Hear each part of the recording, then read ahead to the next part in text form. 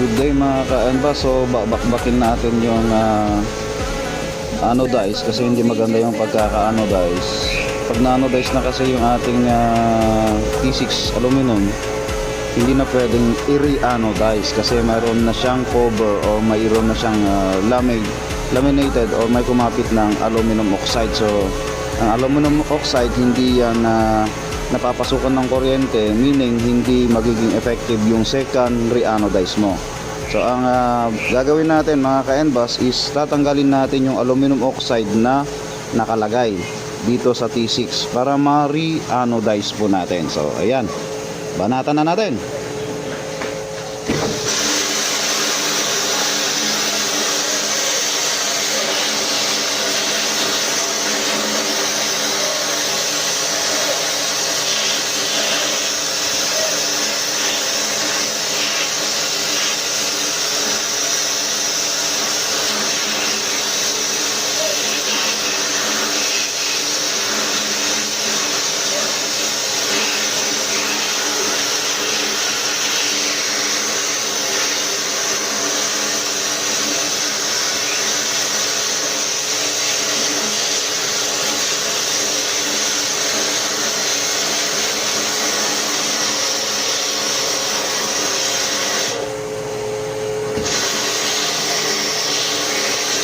So napakalakas ang buga.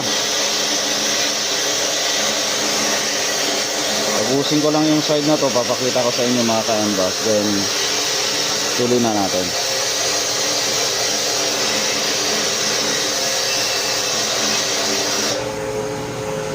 So ayan mga ka-enbas,